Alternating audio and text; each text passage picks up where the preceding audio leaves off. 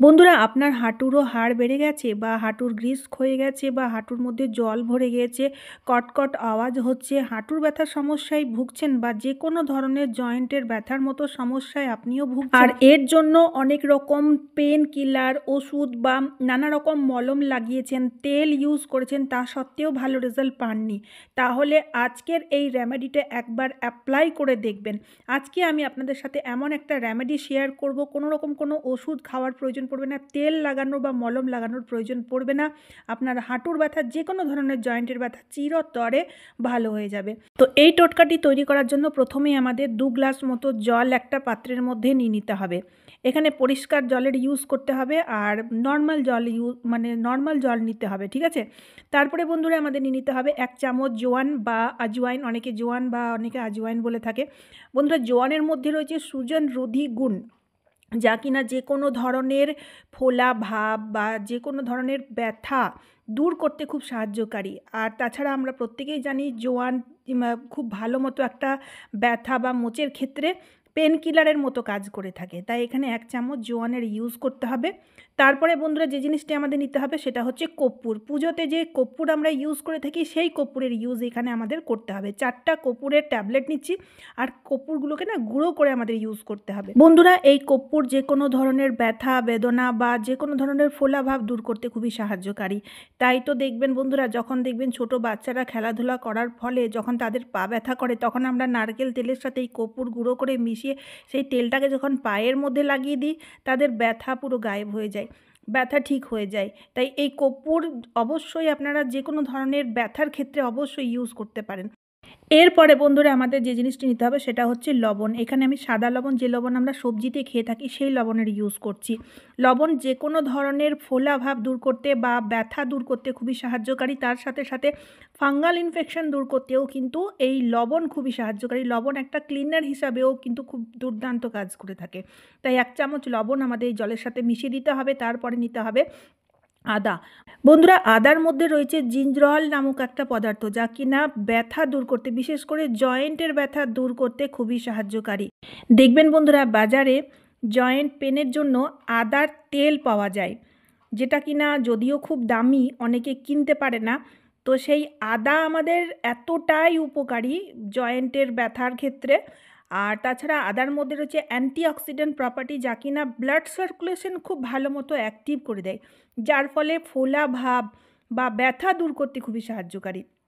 তাই এখানে আমাদের আদার টুকরো নিতে হবে আর আদাটাকে গ্রেট করে নিতে হবে, ঠিক আছে। আদাটাকে আমি গ্রেট করে নিচ্ছি, আর একদম মিহি গ্রেট করলে সবচেয়ে বেশি ভালো হয়, কারণ আদার যে এক্সট্রাক্ট, সেই এক্সট্রাক্টটাই আমাদের দরকার। আদাটাকে থেতো করে ইউজ করবেন না, অনেকে আদা থেতো করে ইউজ করে, কিন্তু না বন্ধুরা, এই রেমেডিতে আদা থেতো করে ইউজ করা যাবে না। আদাটাকে মিহি পেস্ট করে নিন, তা না হলে গ্রেট করে নিন মিহি করে, যাতে আদার যে রসটা, এক্সট্রাক্টটা ভালো করে আমরা খুব সহজেই জলের সাথে পেয়ে যাই। তারপরে সেই আদার পেস্টটাকে এবার জলের সাথে মিশিয়ে দিলাম। মিশিয়ে দিয়ে দেখুন সবগুলো জিনিস একবার চামচে করে নাড়িয়ে নিলাম। নাড়িয়ে নেওয়ার পরে আমাদের এই জলটাকে এবার গ্যাসের উনুনে বসিয়ে ভালো করে ফুটিয়ে নিতে হবে। তবে গ্যাসের যে ফ্লেমটি, সেই ফ্লেমটি মিডিয়াম টু লো রাখবেন, একদম লো রাখবেন না বা হাই রাখবেন না। আর মোটামুটি 2 থেকে 2.5 মিনিট পর্যন্ত ফোটাতে হবে, যাতে যতগুলো জিনিস আমরা ইউজ করেছি প্রত্যেকটি জিনিসের গুণ এই জলের সাথে ভালোভাবে মিশে যায়। যতগুলো জিনিস ইউজ করেছি সব জিনিসের এক্সট্রাক্ট এই জলের সাথে মিশে যায়। 2.5 মিনিট ভালো মতো করে ফোটালেই সব জিনিসের গুণ আমরা পেয়ে যাব এই জলের মধ্যে। জলের কালারটিও আপনারা দেখতে পেয়েছেন চেঞ্জ হয়ে গেছে। এবার আমরা ছেঁকে একটা অন্য পাত্রে জলটাকে ঢেলে নেব। আর ছেঁকে নেওয়ার পরে যে অবশিষ্ট জিনিসটি রয়েছে সেটা ফেলবো না, সেটার ইউজ আমি পরে দেখাবো। তার আগে বলি, যেহেতু জলটা খুব গরম রয়েছে তাই আমাদের অল্প একটু ঠান্ডা করে নিতে হবে। এত গরম তো ইউজ করতে পারবো না, তাই হালকা আমাদের ঠান্ডা করে নিতে হবে। উষ্ণ গরম জলের ইউজ কিন্তু আমাদের এখানে করতে হবে। তো জলটাকে আমি দেখুন ছুঁয়ে দেখলাম যে খুব বেশি গরম নেই, তো খুব বেশি গরম নেই, হালকা হালকা গরম রয়েছে। এবার আমাদের একটা কটনের কাপড় নিতে হবে। সেই কাপড়টাকে না দেখুন এভাবে ভাঁজ করে জলের মধ্যে ডুবিয়ে ভালো করে নিংড়ে নেব। নিংড়ে নেওয়ার পরে এই কাপড়টির ইউজ আমরা নেব যে কোনো ধরনের ব্যথার ক্ষেত্রে। আপনারা এই কাপড়টার ইউজ নেবেন, কিভাবে নেবেন বলছি। তার আগে বলি বন্ধুরা, আজকাল কিন্তু আমাদের মধ্যে প্রত্যেকেই বলা যায় বেশিরভাগ মানুষই কিন্তু হাঁটুর ব্যথার সমস্যায় সবচেয়ে বেশি ভুগে থাকে। তো এখানে হাঁটুর ব্যথার ক্ষেত্রে কি করবেন, এই কাপড়টাকে নিয়ে হাঁটুর মধ্যে ভালোভাবে জড়িয়ে নেবেন, আর এইভাবে জড়িয়ে হালকা করে প্রেস করে করে শেক করে নিতে হবে। এতে বন্ধুরা আপনারা ইনস্ট্যান্ট হাঁটু ব্যথায় খুব আরাম পাবেন।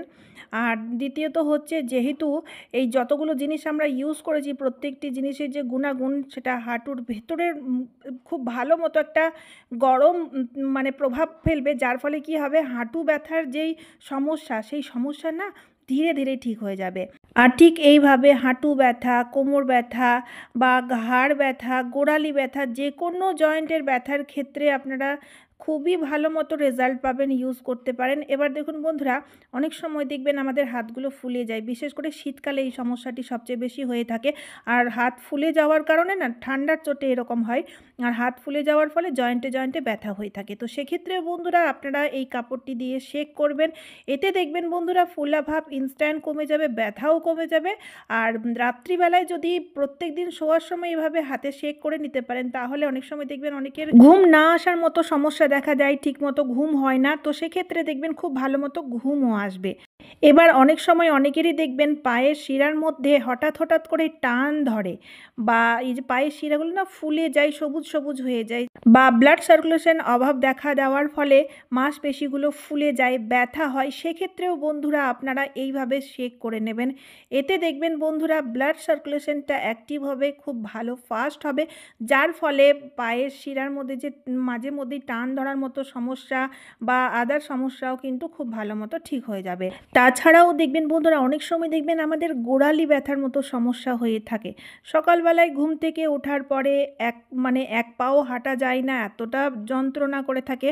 গোড়ালি ব্যথার ক্ষেত্রেও আপনারা এইভাবে চেক করে নেবেন, খুব আরাম পাবেন। আর সবচেয়ে বড় কথা হচ্ছে বন্ধুরা, তেলের ইউজ আমাদের এখানে দেখুন করতে হচ্ছে না। জয়েন্টের ব্যথার ক্ষেত্রে তেল ইউজ করলে না আমাদের কাপড়ও নষ্ট হয়ে যায়, আবার কষ্ট করে তেলটা বানাতেও কিন্তু বেশ অনেকটা টাইম লাগে। তো বন্ধুরা এইভাবে আপনারা শেক করে দেখবেন, দেখবেন খুব ভালো ফল পাবেন। যে কোনো ধরনের জয়েন্টের ব্যথার ক্ষেত্রে খুব আরাম পাবেন।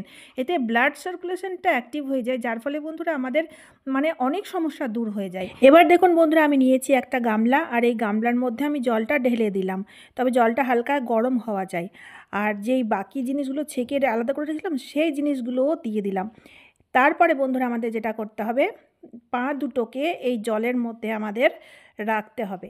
আর এইভাবে পা দুটোকে এইভাবে জলের মধ্যে রাখতেই দেখবেন আপনাদের যত ক্লান্তি দূর হয়ে যাবে। আর সবচেয়ে বড় কথা হচ্ছে, এতে বন্ধুরা আপনাদের যে পায়ের তলায় যে অ্যাকুপ্রেশার পয়েন্টগুলো থাকে সেগুলো অ্যাক্টিভ হয়ে যায়, যে আমাদের শিরাগুলো থাকে সেগুলো অ্যাক্টিভ হয়ে যায়, যার ফলে ব্লাড সার্কুলেশনটা খুব ফাস্ট হয়ে যায়। আর ব্লাড সার্কুলেশন ফাস্ট হওয়ার ফলে হাঁটু ব্যথা, কোমর ব্যথা, ঘাড় ব্যথা, মাথা ব্যথা বা গোড়ালি ব্যথার মতো সমস্যা দূর হয়ে যায়। কারণ আমাদের শরীরে যত শিরা রয়েছে সেই শিরাগুলো কিন্তু এই পায়ের তলার সাথে জড়িত, যার ফলে বন্ধুরা এই কাজটি আপনারা প্রত্যেক দিন রাতে যদি ঘুমোতে যাওয়ার আগে একবার করবেন, দেখবেন অলরেডি আপনাদের অনেক রকম সমস্যা দূর হয়ে যাবে। কোনো রকম কোনো ব্যথার ওষুধ, পেন কিলার কিচ্ছু খেতে হবে না। করে দেখবেন, খুব ভালো রেজাল্ট পাবেন। শীতকালে তো খুবই আরাম পাওয়া যায়। প্রত্যেকবার শীতে আমি কিন্তু মাঝে মধ্যেই করে থাকি। তো চলুন বন্ধুরা, আজকের মতো এই পর্যন্ত। আশা করছি এই টোটকাটি আপনাদের খুবই কাজে দেবে, তাই ভিডিওটি শেয়ার করতে ভুলবেন না। তারই সাথে সাথে চ্যানেলটিকে সাবস্ক্রাইব করে অবশ্যই আমার পাশে থাকবেন। তো চলুন আবারও দেখা হচ্ছে অন্য কোনো নতুন ভিডিওতে। টাটা বন্ধুরা।